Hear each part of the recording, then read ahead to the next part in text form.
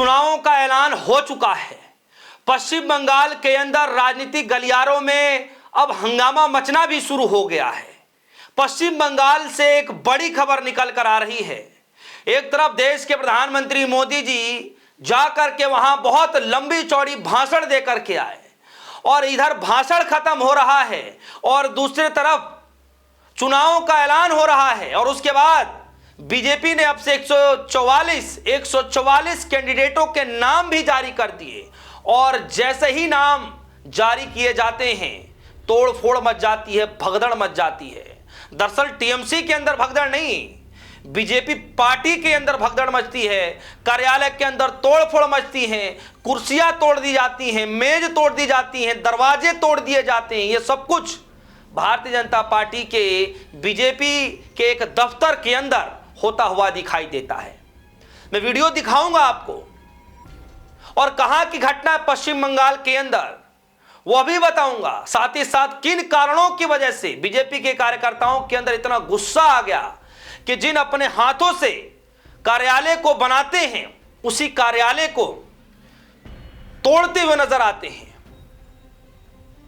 और इतना ही नहीं, दीवारों पर, गेट पर प्रभु श्री राम जी की तस्वीर भी लगी हुई है।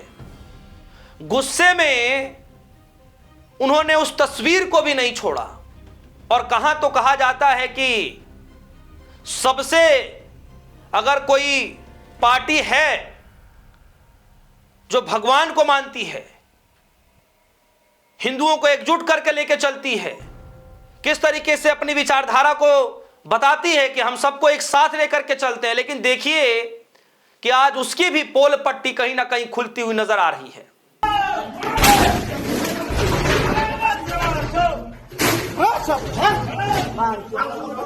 और सोचिए कि ऐसी हालत हो गई है कि खुद आत्मविश्वास से भरी हुई बीजेपी को यह लगता है कि पश्चिम बंगाल के अंदर ममता बनर्जी के रथ को रोक दिया जाएगा। सोचिए, अपने कार्यकर्ताओं के गुस्से को ही नहीं रोक भी नहीं पा रहे अपने कार्यकर्ताओं के गुस्से को ही, तो सोचिए कि ममता बनर्जी के रथ को कैसे बीजेपी रोक पाएगी। जो आत्मविश्वास है, क्या कहीं ये कॉन्फिडेंस, ओवर कॉन्फिडेंस तो होता दिखाई नहीं दे रहा है? कुछ भी हो सकता है। सबसे पहले इस वीडियो को आपने देखा और ये वीडियो जो है तमाम सोशल मीडिया प्लेटफॉर्म पर, इलेक्ट्रॉनिक मीडिया पर, तमाम बड़ी मीडिया में इसकी खबरें, चर्चाएं चलनी शुरू हो गई हैं। खैर, ये वीडियो जो आ रही है ये आ रही है पश्चिम बंगाल से और पश्चिम बंगाल में भी ये जो तस्वीरें हैं, ये जो वीडियो है, मैं आपको बता दूं, ये वीडियो निकल कर आ रही है अलीपुरद्वार जो जिला है, अलीपुरद्वार, वहां पर पार्टी का कार्यालय है। वहीं पर बीजेपी के कार्यकर्ताओं ने परितोष दास को जो है उम्मीदवार बना दिया गया, जिसके चलते भारी हंगामा मच गया। और हंगामा नहीं मचा बल्कि तोड़फोड़ हो गई, भगदड़ मच गई। पार्टी कार्यालय में सब कुछ विध्वंस कर दिया, तोड़फोड़ कर दिया। गुस्सा सिर्फ इतना था कि पिछली बार भी इसी सीट से बीजेपी ने किसी और उम्मीदवार को टिकट दिया था जो कि टीएमसी के अंदर शामिल हो गया था। और इस बार भी यही गलती हो रही है कि एक ऐसे व्यक्ति को दिया जा रहा है, परितोष दास को उम्मीदवार बनाया जा रहा है, जिससे नाराज हैं बीजेपी के कार्यकर्ता और वो कार्यकर्ता तोड़फोड़ करते हुए नजर आ रहे हैं। जरा देखिए एक बार फिर से इस वीडियो को।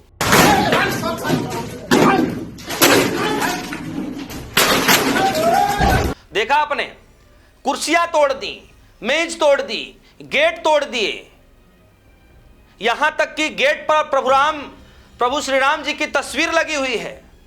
कम से कम वही मर्यादा रख लेते, कम से कम तस्वीर का मान सम्मान कर लेते। और सोचिए कि किस तरीके से बताया जाता है कि भैया हम जो है हिंदू हृदय सम्राट हैं, क्या कुछ नहीं बातें कही जाती हैं। और क्या अपने कार्यकर्ताओं को इतनी भी सीख नहीं दी गई कि कहां पर क्या करना चाहिए। भगवान के तस्वीरों को भी नहीं बख्शा जा रहा है, बताइए। और कहां तो क्या कुछ बताया जाता है। अभी भाषण के अंदर ही मोदी जी जब गए हुए थे तो किस तरीके से मोदी जी भी वहां जाकर के बहुत कुछ कह रहे थे, जिसमें से एक दो वाक्य में अगर आपको मैं पढ़कर बता दूं और आप समझिए कि किस तरीके से वहां पर बातें कुछ और कही जा रही हैं हो कुछ और रहा है, दिखाया कुछ और जाता है और सामने निकल करके कुछ और आता है। मोदी जी गए हुए थे कुछ दिन पहले ही, वहां पर संबोधित कर रहे थे और मोदी जी ये कहते हुए नजर आए कि पश्चिम बंगाल के अंदर जो है आत्मा बचाने की लड़ाई है और कहा जा रहा है कि यहां पर तुष्टीकरण की राजनीति हो रही है। यहां आत्मा बचाने की तो दूर रही, यहां पर पार्टी के कार्यकर्ता ही नहीं बच पा रहे हैं, ऐसा प्रतीत हो रहा है।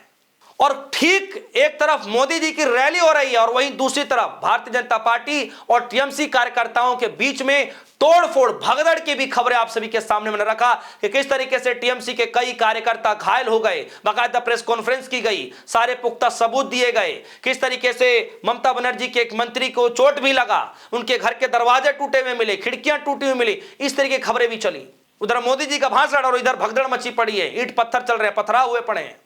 और सबसे बड़ी बात यह भी है दोस्तों कि चुनावों के ऐलान होने के बाद सबसे बड़ा सवाल तो ज्ञानेश कुमार से पूछा जा रहा है कि जब सभी राज्यों में, अपने 5 राज्यों में चुनाव का ऐलान कर दिया, तो जब पश्चिम बंगाल के अंदर चुनाव इतने जल्दी हो जा रहे हैं और नतीजे आ रहे हैं 4 मई को, और कुछ 2 राज्यों में जहां पर बीजेपी की सत्ता है वहां पर चुनाव भी देरी से किए जा रहे हैं और परिणाम भी देरी से काउंटिंग कराई जा रही है, इस पर सवाल पूछे जा रहे हैं कि आखिर इतनी देरी क्यों की जा रही है। कहां तो कहा यह जाता रहा है कि एक देश एक चुनाव किया जाएगा और कहां तो देखिए कि काउंटिंग करने में महीनों महीनों भर लग जा रहे हैं। सोचिए, तो सवाल तो यहां भी पूछा जा रहा था और यहां पर भारतीय जनता पार्टी के कार्यकर्ता ही नहीं संभल पा रहे हैं। तो सोचिए कि पश्चिम बंगाल के अंदर जो बीजेपी आत्मविश्वास के साथ भरी हुई है कि हम इस बार ममता बनर्जी का रथ रोक पाएंगे, यह थोड़ा सा असंभव साबित होता दिखाई दे रहा है।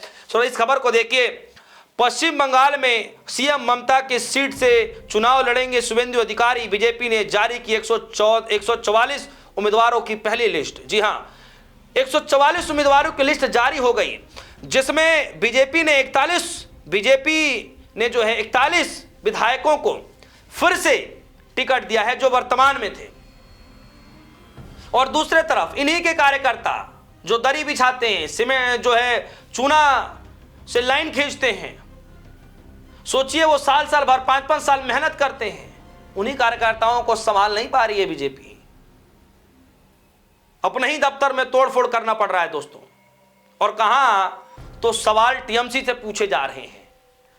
दोस्तों, प्रधानमंत्री मोदी जी की रैली के बाद भी, लंबे चौड़े भाषण के बाद भी बीजेपी के कार्यकर्ता कुछ सीख नहीं पा रहे हैं। ऐसा प्रतीत हो रहा है जैसे उनके अंदर का गुस्सा जस्ट ये शुरुआत है, गुस्सा और भी फूट सकता है। तो क्या सच में ऐसे गुस्से और भी फूट सकते हैं? क्या सच में ऐसा ही तोड़फोड़ कहीं और से भी आ सकती है? आपको क्या लगता है कि सबका साथ और सबका विकास के नारे देने वाली पार्टी क्या अपने ही पार्टी के अंदर चल रही अंतर्कलह को शांत नहीं कर पा रही? इस खबर को लेकर आपकी क्या राय है? वीडियो कमेंट में जाइएगा, अपनी राय जरूर रखिएगा। फिलहाल के लिए दीजिए इजाजत, देखते रहिए न्यूज़। धन्यवाद।